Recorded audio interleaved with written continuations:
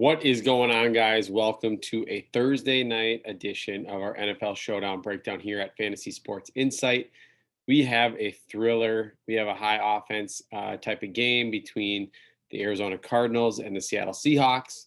So we are really excited. Make sure you hit that subscribe button below if you have not do that. Give it a thumbs up. That is greatly appreciated. Let's get into the content. So let's jump into our odds here first.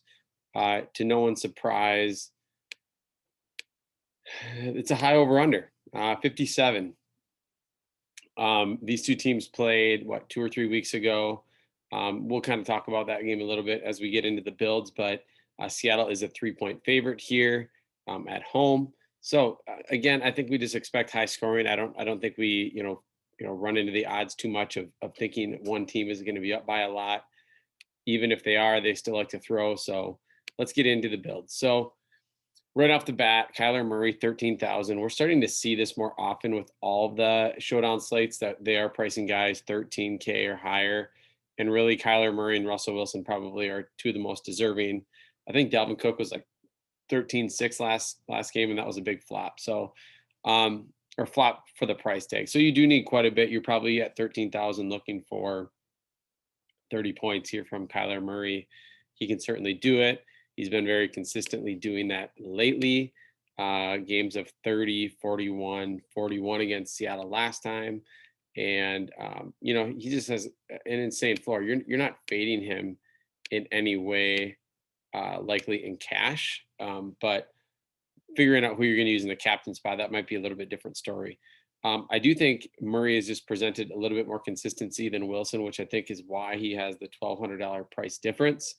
So if you're figuring in that in terms of which one to use at captain, then that's really only a $600 difference. So I think you have to remember that, like, just because Wilson is $1,200 cheaper in the flex, it really only is a $600 difference when you are just swapping them at the captain spot.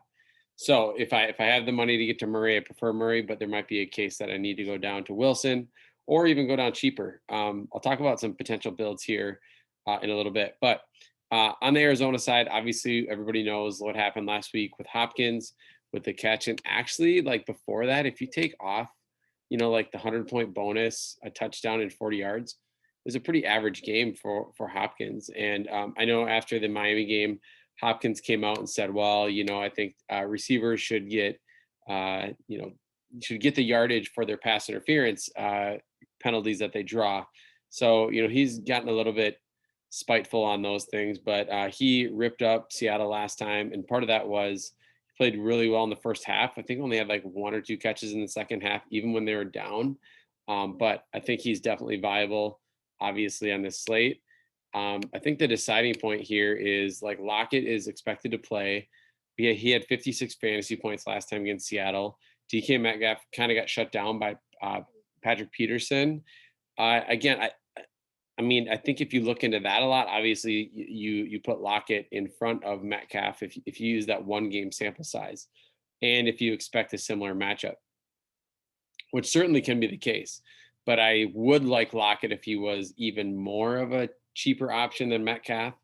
The fact that they're only 800 apart does make it still a little bit more difficult to decide. But it's likely if you're using both quarterbacks and one of our very cheap value plays we'll get to later on, you probably are using one running back or one receiver here if you are captaining one of the quarterbacks. So again, I think Lockett, just based on the matchup, would get a little bit of an edge, but obviously the pure talent and player, I lean Metcalf, and I think DK will come out this game, and he had a touchdown, I think, overturned in that game as well. So all those receivers are firmly in play. Chris Carson is out, by the way, or isn't expected to play, which is big news, as we'll get to in a little bit. But the secondary plays is, I think, where it's really interesting. Like say you fade the top 3 receivers for this game.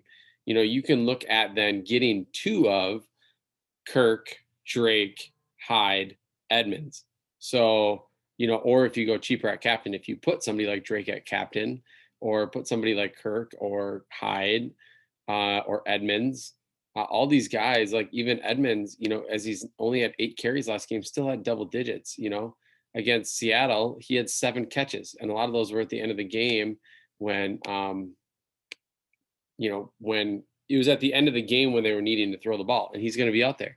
So kind of a big decision on the slate. I mean, if you're going to use one of the quarterbacks at captain, like I said, you're only going to be able to get one of those receivers, and then probably not much else after that. So going to be an interesting slate, and I don't think there's going to be one chalk build to go after.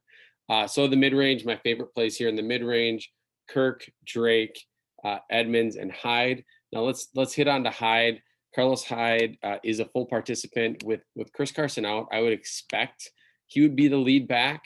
In his whole career, he hasn't been somebody who's caught the ball to the backfield that often anyway. So I think that does lead me to think that there is going to be another running back that still gets some run here. I think we're going to see a bulk of the carries go to him. And we saw that the last time they played Arizona: 15 carries, 68 yards, and a touchdown, and actually caught 3 balls through the air. So Hyde at 5,200 for his role with Carson out is a really nice play. But I do think you can easily make the case to go to Edmonds, even in a split timeshare, because his receiving floor and upside is still so immense. So, and then you have Drake only at, $600 more, who's also been playing really well. And then Kirk is kind of like that next step up. But again, just a lot of really good mid-range options here. And even David Moore, somebody who performs really well in primetime games. I think he did not have a touchdown last time against Arizona, but he's had 2 big games since then where he's had, a touchdown, a couple of long running plays, but against the Rams, he didn't do much. So let's keep diving down here. Both kickers, I think, are in play per usual. I just had a conversation with one of our other members at Fantasy Sports Insight about just kind of comparing kickers in NFL to college. Obviously, college is more high scoring, but usually touchdowns rather than field goals. And a lot of times they're going for it or going for 2, and they're not as good at kickers. So you're not going to get many 50, 40-yard field goals. So definitely value the kickers more in NFL, and they usually point per dollar come out to be some of the best values almost every single slate. It just depends on if you can nail the touchdown that's just a little bit more expensive, or you hit that value play that's a little bit cheaper. So on this slate, I think Zane Gonzalez and Jason Myers, the one that won me $1,000 last weekend, are firmly in play. So definitely like those two as a couple of my favorite value plays. Greg Olsen was 800 last slate. That's what I said. I missed him at that. He came off an injury, had a few catches.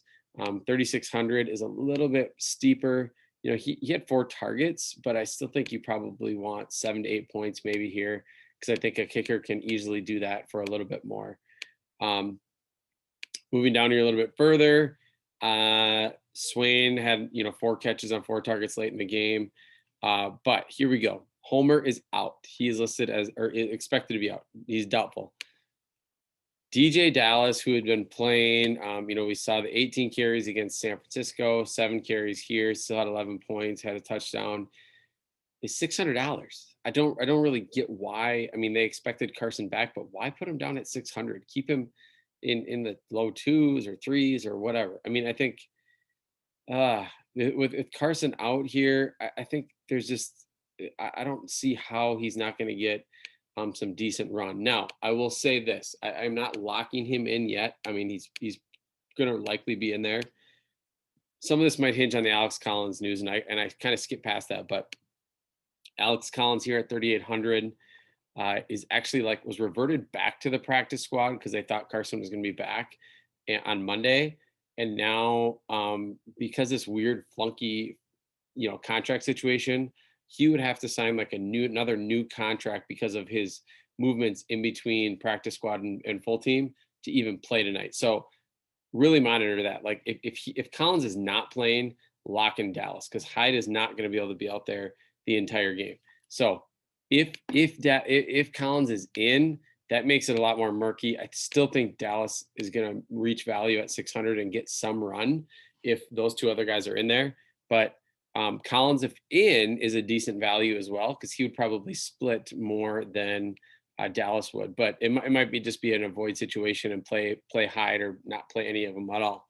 So just to recap, my favorite cash plays here: Murray, Wilson, pick a receiver, Lockett, Metcalf, Hopkins. That's pretty obvious. Otherwise, if you're going with a more balanced route and you want to go, and let's just do this as a quick example, just to kind of see if you put somebody like Dallas in, okay, now you are left with a spot because you're not paying for one of those top receivers.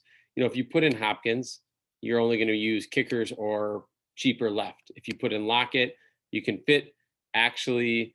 I think you can fit Hyde and a kicker. If I'm right, I think you can fit Hyde and a kicker. Hyde and Jason Myers. Okay. If you use Metcalf, I think you can also, yeah, you can also get both kickers. But if you want to use like Drake and say Edmonds, you're still left with enough salary to even consider upgrading to Murray at captain and whoops, and allowing yourself enough room to still get in Hyde or you find a way to go down to one kicker and get back up to Kirk. So there's a lot of ways you can go here.